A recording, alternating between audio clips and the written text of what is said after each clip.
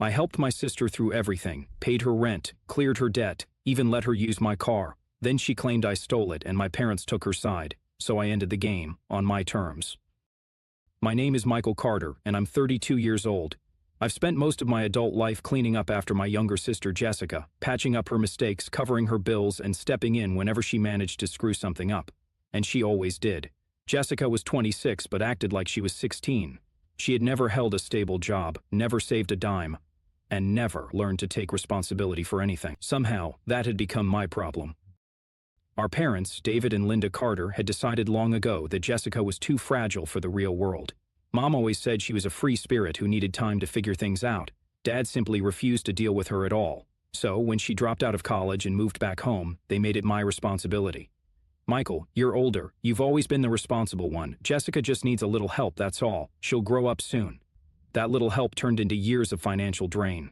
I paid her rent when she couldn't make it. I covered her credit card debt when she maxed it out on clothes and weekend trips. I paid her car insurance because she forgot. Each time I told myself, she's my sister, she'll get it together eventually. She never did. And this time, she had gone too far.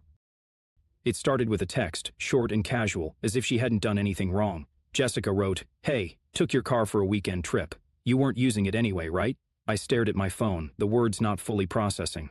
My car. The one I worked overtime for, the one I made monthly payments on. I called her immediately, my heart pounding. "What do you mean you took my car?" I asked, my voice tight. Jessica sighed, like I was the one being difficult. "Relax, Mike. It's just for the weekend. We're going up to the cabin, remember? I never said you could take my car. You weren't even home. What's the big deal?" I clenched my jaw. "The big deal is that it's not yours." But before I could argue, she had already hung up. At that moment, I should have gone straight to my parents, but I knew what they'd say. "Michael, it's just a car. She's your sister. Why are you always so selfish? It's not like she stole it. She's borrowing it." I let it go. I shouldn't have. The next call came at 2 in the morning, waking me from a deep sleep. Jessica was sobbing. "Mike, I got into an accident." I sat up so fast my head spun. "Are you okay?" I think so, but the car," she inhaled sharply. "It's totaled."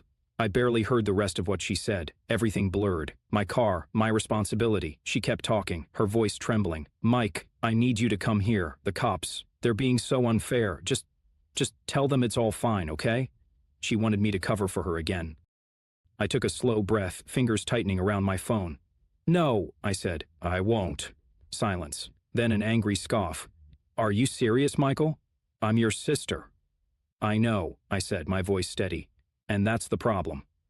Jessica went silent for a second, probably in shock that I had actually refused her. Then, just as I expected, the screaming started. "Are you kidding me, Michael?" she shrieked. "Are you really going to let your own sister deal with this alone after everything?" Oh, I knew exactly what she meant by everything. Everything meant the years of bailing her out. Everything meant paying off her debts. Everything meant cleaning up the wreckage of every bad decision she had ever made. And yet somehow, I was the bad guy. I took a deep breath, gripping the phone. "You stole my car, Jess. You crashed it, and now instead of owning up to it, you want me to take the blame. Do you even hear yourself?" She let out a bitter laugh. "Oh, come on, Michael, it's just money. You can afford it. I'm the one who's hurt." Oh, there it was, the Jessica special, twisting the story, making herself the victim. I could already hear what she'd tell our parents. "Michael doesn't care about his own sister. I was in an accident and he just abandoned me." And, knowing them, they'd believe her. "I don't care anymore," I said. "Call Mom and Dad. Maybe they'll finally take some responsibility for you. I'm done." And then I hung up. The next morning, I woke up to exactly what I expected, my parents blowing up my phone. Mom texted, "Michael, what's wrong with you? Your sister could have died." Dad wrote, "We raised you better than this. You need to step up and help your family." Mom again, "The hospital bill is huge, Michael. She's your sister." I stared at the messages, feeling something I hadn't felt before. Not guilt, not frustration, just exhaustion. I ignored the texts. I ignored the missed calls. I ignored all of it until my dad showed up at my apartment. I opened the door, and there he stood, arms crossed, face tight with anger. "Get dressed," he ordered. "We're going to the hospital now." I almost laughed. "No, we're not." Dad's eyes narrowed. "Michael, you're acting like a selfish brat. Your sister needs you." I folded my arms. "You mean she needs my money?" He didn't even flinch. "She's family, Michael. You don't just turn your back on family." I let out a slow breath. Funny how that only applies when it's me giving and Jessica taking. Dad's jaw tightened. "You're making this harder than it needs to be." No, Dad, you made this harder than it needed to be when you decided that Jessica's life was my responsibility instead of yours. She's your daughter. Why don't you pay for her medical bills? We don't have that kind of money, he snapped. Ah, there it was, the real reason I was standing here having this conversation. I tilted my head. But I do, right? That's what this is about. It's always about money with you people. Dad's face turned red. Michael, this is your last chance. Either you help or you're out of this family. I laughed, a real, genuine laugh. Out of this family? I repeated. Dad, I was never in it. I was just the emergency cash fund you all guilted into keeping the house running. Good luck with Jessica, I said, looking him dead in the eyes. Because I'm done. And with that, I shut the door in his face. 2 days of silence. Not a single call, not a single text. I should have felt relieved. I was finally free. No more last-minute transfers to Jessica's account, no more guilt trips from Mom, no more Michael, be a good brother. But something felt off. Jessica wasn't the type to go down quietly. And then, on the third day, my world exploded. It was 7 in the morning when I heard the banging at my front door. Not knocking, banging. I yanked it open, still groggy, only to find 2 uniformed officers standing in my doorway. Michael Carter? One of them asked. My stomach dropped. Yes? The taller officer pulled out a notepad. We need to talk to you about a stolen vehicle report. My blood turned to ice. Stolen what? The officer's face remained unreadable. Your sister, Jessica Carter, is claiming that you stole her car, crashed it, and abandoned her at the scene. For a second, I actually laughed. Excuse me, my car, the one I paid for, the one she took without asking. The officer didn't react. Do you have proof of ownership? I stared at him. Of course I had proof. The car was in my name. But that wasn't what rattled me. It was the sheer audacity of it. Jessica had flipped the entire story, and my parents had backed her up. She also mentioned that you threatened her, the officer continued, glancing down at his notes. Then, after the accident, you refused to help her, left her stranded, and told her she'd regret it. My hands clenched into fists. That's a complete lie, the officer glanced at his partner. Then you won't mind coming down to the station to clear things up? I could barely breathe. Jessica hadn't just tried to guilt me this time, she had tried to destroy me. At the police station, I was led into a small, cold room. The fluorescent lights hummed, the metal chair was uncomfortable, and I could feel my heart hammering in my chest. A different officer sat across from me, a file in his hands. Michael, let's start from the beginning, he said. Walk me through what happened that night. I told them everything, the stolen car, the crash, the 2 in the morning phone call, the way Jessica had demanded I cover for her, the way my parents had taken her side. The officer nodded slowly, taking notes. You have any evidence of this? My fingers twitched. Yes, I pulled out my phone, scrolling through my messages until I found Jessica's original text, the one where she admitted to taking my car. I slid the phone across the table. Read it. The officer picked it up, and as his eyes moved across the screen, his eyebrows raised. I saw the moment he realized she was lying. Well, he murmured. That's interesting. He left the room for a moment, and when he came back, he had a copy of Jessica's statement. I almost laughed. It was so full of lies, it was pathetic. She claimed I had taken the car while she was sleeping, that I had been drinking and crashed it, that I had abandoned her on the side of the road and left her to deal with the police, and at the bottom, I saw the worst part, witnesses. David and Linda Carter, parents, confirming Jessica's story. My own parents had signed a statement against me. I leaned back in my chair, heart pounding, but my voice was deadly calm. Officer, I'd like to file my own report. The officer raised an eyebrow. Against your sister? Yes. I took a deep breath and said the words that would change everything. Jessica Carter stole my vehicle. I never gave her permission. I want to press charges. The officer hesitated. You're sure about this? I had never been more sure of anything in my life. I want to file for grand theft auto. And just like that, the tables turned. By the time I got home, the damage had already begun. My phone was on fire with missed calls from my parents. Mom, Michael, what did you do? Dad. Drop this now. You're ruining Jessica's life. Mom again. She's your sister. Family forgives. And then, finally, one last message from Jessica herself. You're dead to me. Stared at the screen, my heart pounding. Then I smiled. For the first time in my life, I finally felt free. I expected chaos, but not this fast. By the time the police finished reviewing my stolen vehicle report, Jessica had already spiraled. She wasn't just facing a minor slap on the wrist. She was looking at actual felony charges. Grand theft auto wasn't a joke, and neither was filing a false police report. But the real fireworks started when she lost the one thing she cared about most, her job. It was the next morning when I got the call, not from Jessica, not from my parents, but from her employer. Mr. Carter, this is Dana Fields from Hamilton and Company. I blinked. Jessica worked for Hamilton and Company? Why were they calling me? Yes, I answered cautiously. Dana cleared her throat. We're calling regarding an ongoing investigation into an employee, Jessica Carter. Your name came up in a police report, and we were hoping to verify some detail. My heart skipped. I kept my voice even. What details? Your sister listed you as a character witness for an internal review we're conducting. We just wanted to confirm if she was involved in any legal matters that could affect our case.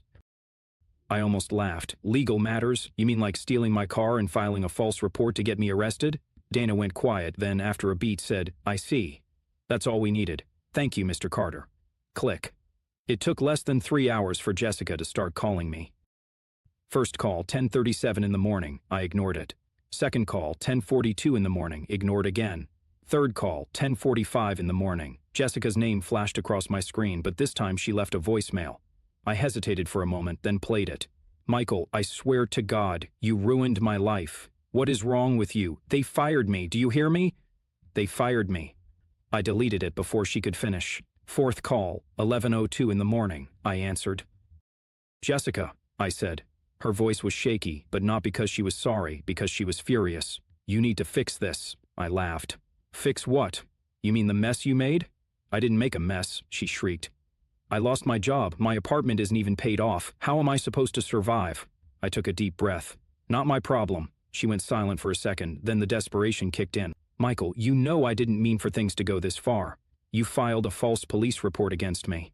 But I was scared, and Mom, and deep silence. Then her voice changed, the fake sweetness, the same voice she used when she was trying to manipulate people. Mike, please, I need your help. I don't have anywhere else to go. Ah, there it was. She wanted money. Jessica didn't care about the damage she'd done. She wasn't sorry. She was scared. Scared because for the first time I wasn't rushing to save her. I let the silence stretch, then slowly said, Welcome to reality, Jess, and I hung up. I knew my parents wouldn't let this go. By that evening, I heard a car pulling into my driveway. I sighed. Here we go. I opened the door before they could knock. Mom and Dad stood there, arms crossed, expressions set in stone. I didn't even invite them in. What do you want? I asked. Mom's voice was sharp. You need to fix this, Michael. I crossed my arms. Fix what? Dad scowled. Your sister, she lost everything because of you. I laughed out loud. Because of me, or because she lied to the police? Mom's eyes narrowed. She was desperate, Michael. She didn't know what else to do. She could have taken responsibility for once in her life. Oh, and you're so perfect? Mom snapped. You've never made mistakes? Not ones that got innocent people arrested, I shot back. Mom's lips pressed together.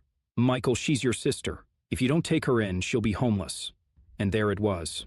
They wanted me to let Jessica move in. I looked them both in the eyes. No, Mom gasped like I'd slapped her. Michael. You didn't listen to me when I said I was done. You took her side. You called me selfish. You backed her lies. And now you want me to open my home to her? Dad's voice was low. We're family, Michael. Family forgives. I exhaled slowly, then said the words that sealed my fate. Not this time.